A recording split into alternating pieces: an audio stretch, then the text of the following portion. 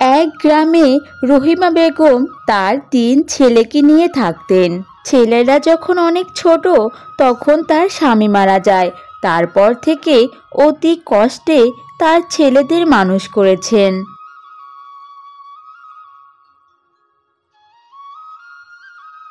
মা, আজকে তোমাকে আর কাজে যেতে হবে না, বুঝছো?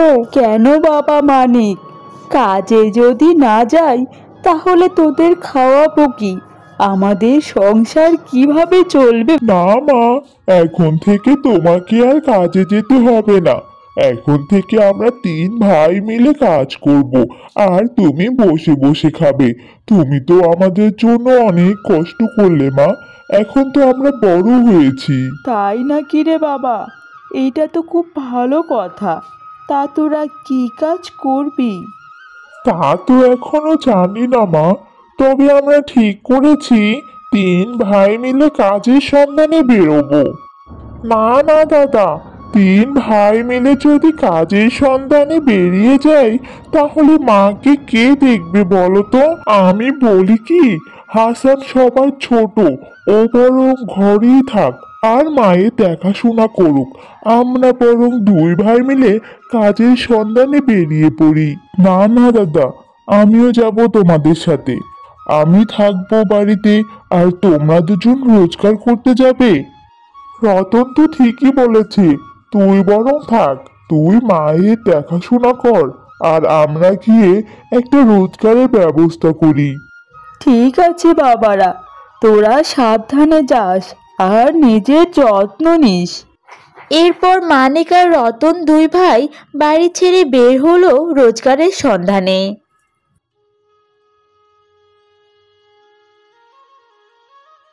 হে রে দাদা, পেরিয়ে তো পড়লাম। এখন কোথায় যাবি, কি করবি, কিছু ভেবেছিস কি? ভেবেছি বই কি, আমি এত কাঁচা কাজ করি না যে না ভেবেই পথে নেমে পড়ব। অনেক ভেবে দেখলাম, রাজার হালে থাকতে হলে রাজকন্যাকে বিয়ে করতে হবে। তাই আমি ঠিক করেছি আমরা দুজনে মিলে রাজবাড়িতে যাব। তারপর আমরা দুজনের মধ্যে যে কোনো একজন রাজকন্যাকে বিয়ে করবে, আর অন্য ভাই রাজার মন্ত্রী হবে। দাদা, তোর বুদ্ধিটা কিন্তু ভালো, কিন্তু আমরা গেলে কি রাজামশাই তার কন্যার সাথে আমাদের বিয়ে দিবেন নাকি? হ্যাঁ, তা দিবে না ঠিকই, কিন্তু আমাদের বুদ্ধি খাটাতে হবে, তাহলেই সম্ভব। বুদ্ধি? কি বুদ্ধি দাদা? আমি ভেবেছি আমরা দুজনে প্রথমে মহারাজের সৈন্যদলে যোগ দিব, তারপর যুদ্ধ টুদ্ধ কোথাও হবে আর আমরাও যাব যুদ্ধ করতে। আর সেই সুযোগে মহারাজকে কোনো শত্রুর হাত থেকে আমরা রক্ষা করব, আর মহারাজ আমাদের উপর খুশি হয়ে তার কন্যার সাথে আমাদের বিয়ে দিবে। বাহ বাহ দাদা, তোর বুদ্ধিটা তো খুবই ভালো। একদিকে ভালো হয়েছে আমরা দুজনেই এসেছি, ওই হাসানটাকে নিয়ে আসিনি। আমি ইচ্ছে করেই হাসানকে আনিনি। একবার ভেবে দেখ, রাজা মন্ত্রী আমরা দুজনই হব, তাহলে হাসানটাকে কি করব? এমনিতেই হাসান মায়ের আদরের, তাই হাসান মায়ের কাছেই থাকুক।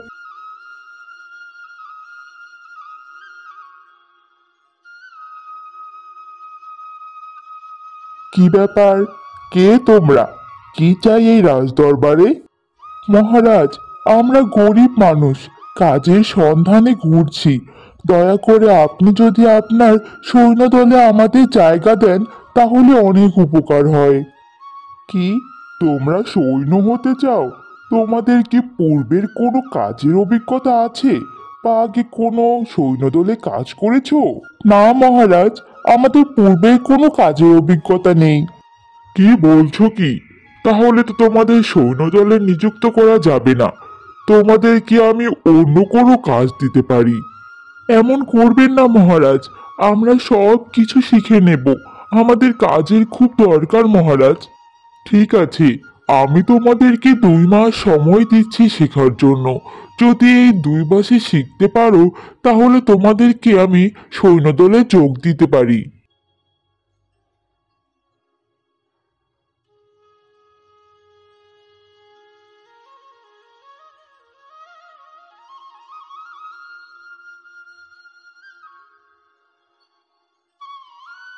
মা, অনেক দিন তো হয়ে গেল, দাদারা তো কেউ ফিরে এলো না।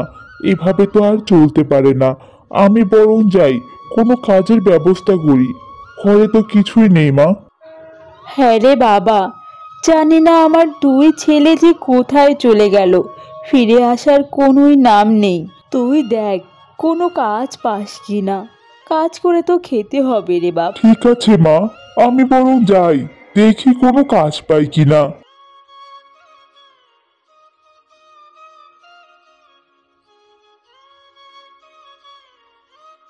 হাসান গ্রামে ছোট বড় যা কাজ পেত তাই করত।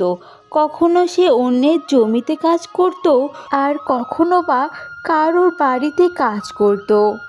আর এভাবেই হাসান এবং তার মায়ের অনেক কষ্টে দিন কাটতে লাগলো।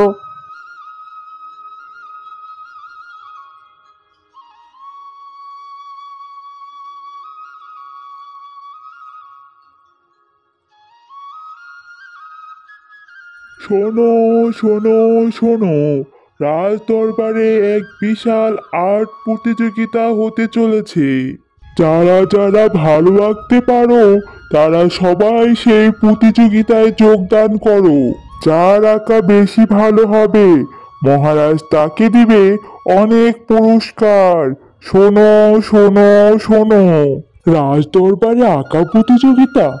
আমিও তো বেশ ভালোই আঁকতে পারি, আর আমার আঁকা তো সবাই পছন্দ করে।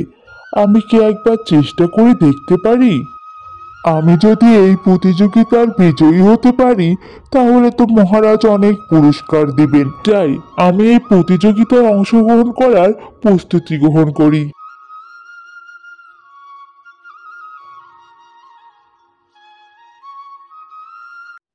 সঠিক দিনে সেই আঁকা প্রতিযোগিতা শুরু হলো, আর রাজ্যের অনেকেই সেই আঁকা প্রতিযোগিতায় অংশগ্রহণ করলো।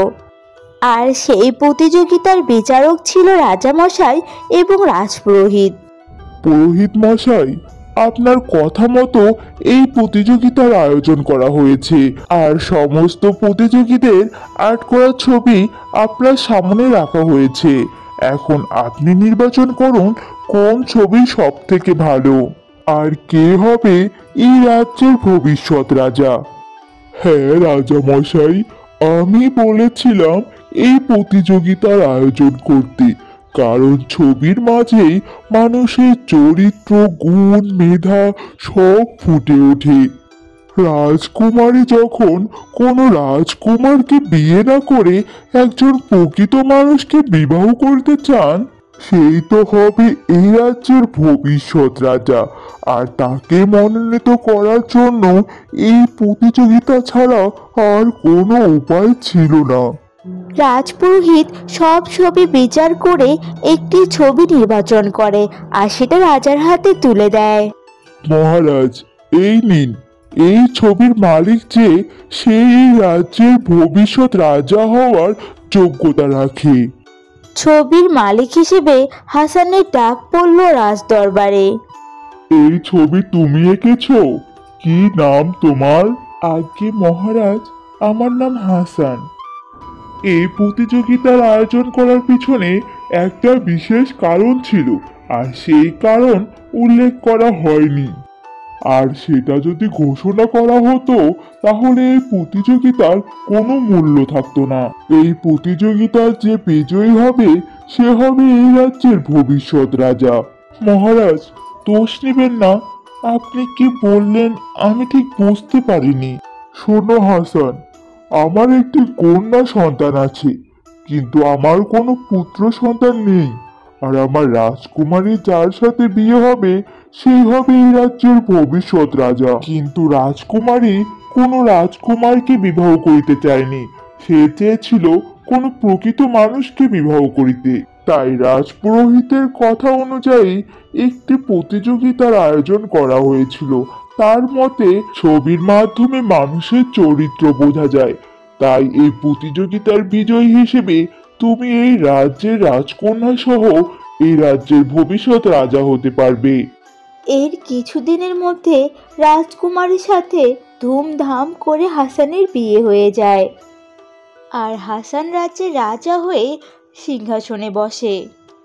এ কি হাসান? হাসান, তুই এখানে রাজা? এটা কিভাবে সম্ভব? দাদা, তোমরা এখানে? তোমাকে আমরা কত খুঁজেছি, তোমরা কোথায় ছিলে? মা তোমাদের জন্য কত কষ্ট করেছে, কত চিন্তা করেছে। তোমরা বাড়ি ফিরে যাওয়ার জন্য মা তোমাদের জন্য কত কেঁদেছে। আমরা মহারাজের কাছে কাজ খুঁজতে এসেছিলাম আর রাজ্যের সেনাদলে যোগ দিতে চেয়েছিলাম। মহারাজ আমাদের 2 মাস সময় দিয়েছিলেন সব কাজ শেখার জন্য। সব কাজ শিখতে পারলে আমাদের সেনাদলে যোগ দিতেন। তোমাদেরকে আমি 2 মাস সময় দিয়েছিলাম, তোমরা 2 মাসে কোনো কিছুই শিখতে পারোনি। তোমরা হাসানের 2 ভাই হলেও আমি তোমাদেরকে এই রাজবাড়িতে আর রাখতে পারবো না। তোমরা আজকে এই রাজবাড়ি থেকে চলে যাও। হাসান, তুই কিছু কর ভাই, আমাদের এভাবে বের করে দিস না। আমরা এখন কোথায় যাব বলতো? এখন তো তুই এই রাজ্যের রাজা, তুই যা বলবি তাই হবে। তুই তোর ভাইদের বড় কোনো পদে নিয়োগ করে দে না। আমি এখন এই রাজ্যের রাজা, আমাকে প্রজাদের কথা ভেবে সিদ্ধান্ত নিতে হবে। তোমাদেরকে যথেষ্ট সময় দেওয়া হয়েছিল, কিন্তু তোমরা কোনো কাজে সেই সময়টা লাগাওনি। আর রাজার উচিত নিরপেক্ষ বিচার করা। তোমাদের জায়গায় আর যে কেউ থাকলে ঠিক একই সিদ্ধান্ত আমি নিতাম। এরপর হাসানের ভাইরা সেখান থেকে চলে যায় আর হাসান তার মাকে রাজবাড়িতে নিয়ে আসে আর তারা সুখে শান্তিতে একসঙ্গে থাকতে শুরু করে দেয়।